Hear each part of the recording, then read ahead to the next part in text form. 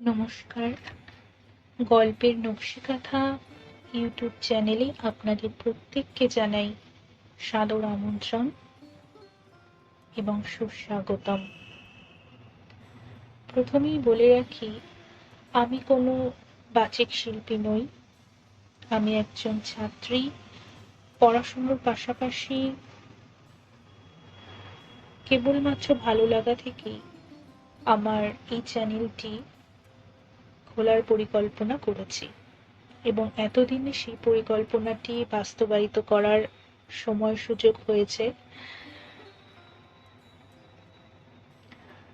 এই চ্যানেলে মূলত আমি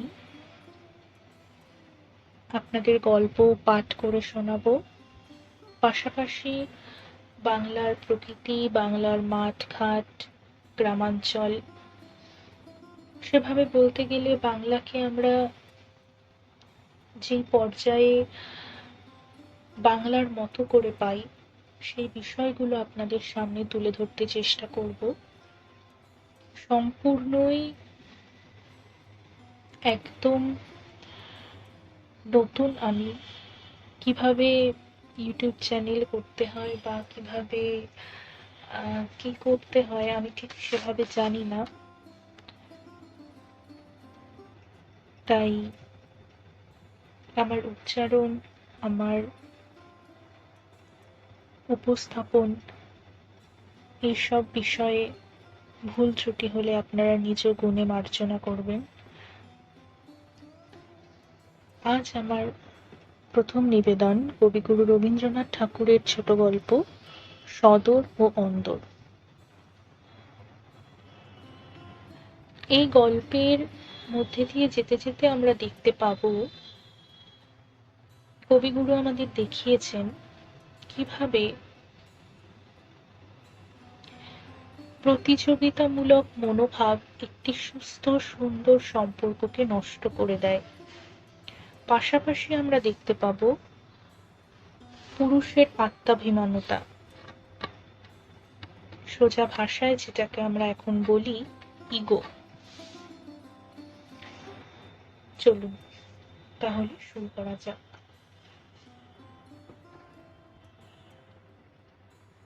বিপিন কিশোর ধনী গৃহে জন্মিয়াছিলেন, সেই জন্য ধন যে পরিমাণে ব্যয় করিতে জানিতেন তাহার অর্ধেক পরিমাণেও উপার্জন করিতে শেখেন নাই।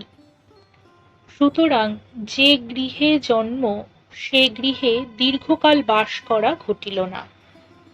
সুন্দর সুকুমার মূর্তি তরুণ যুবক, গান বাজনায় সিদ্ধহস্ত, কাজকর্মে নিরতিশয় অপটু, সংসারের পক্ষে সম্পূর্ণ অনাবশ্যক, জীবনযাত্রার পক্ষে জগন্নাথ দেবের রথের মতো অচল।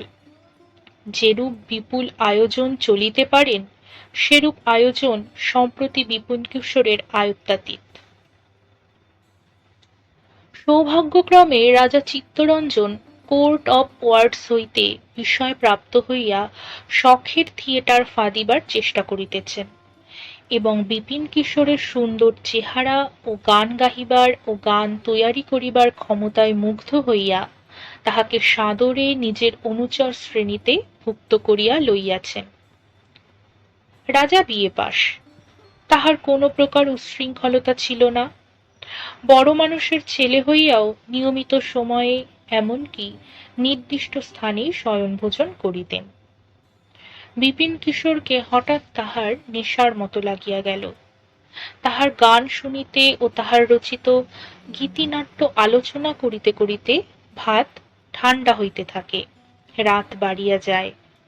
দেওয়ানজি বলিতে লাগিলেন, তাহার সংযত স্বভাব মনিবের চরিত্রদোষের মধ্যে কেবল ওই বিপিন কিশোরের প্রতি অতিশয় আসক্তি।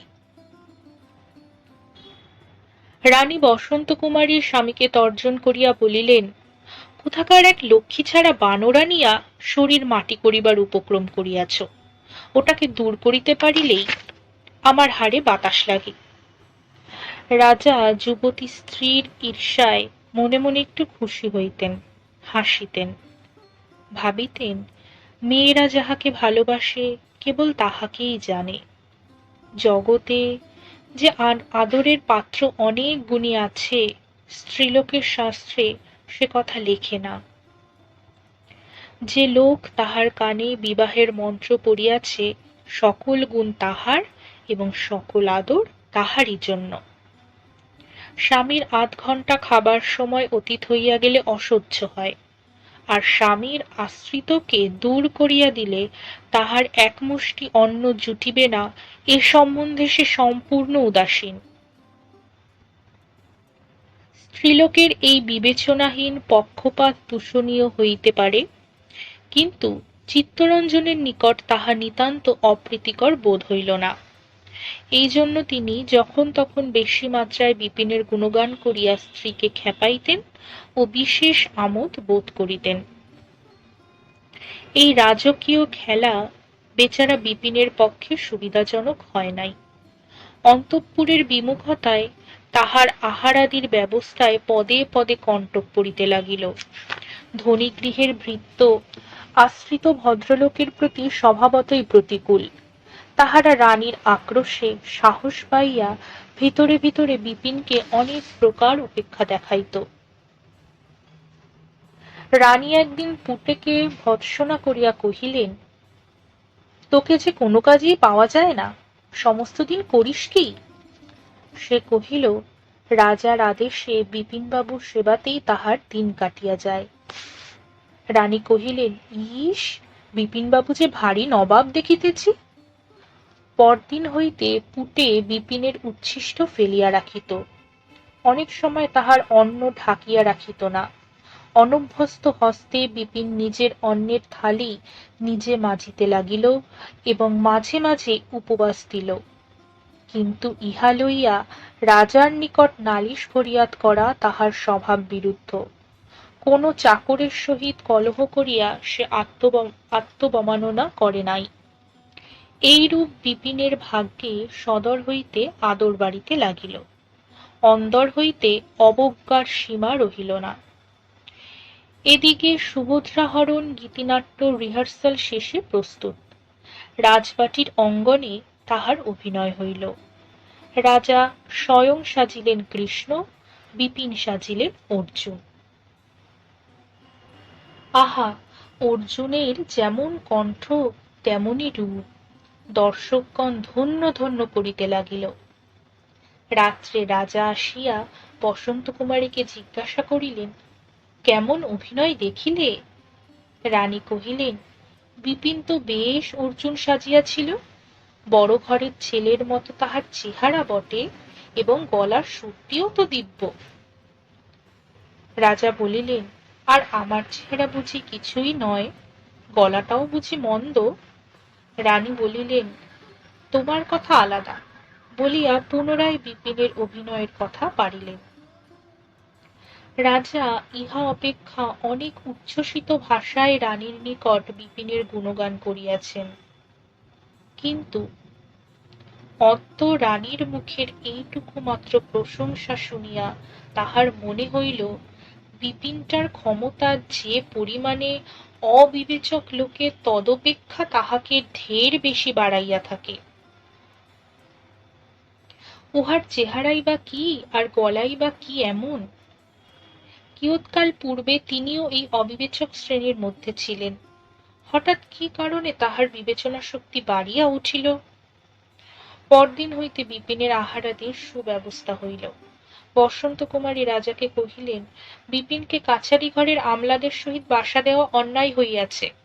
হাজার হোক, একসময় উহার ভালো ব্যবস্থা ছিল। রাজা কেবল সংক্ষেপে উড়াইয়া দিয়া কহিলেন, হা।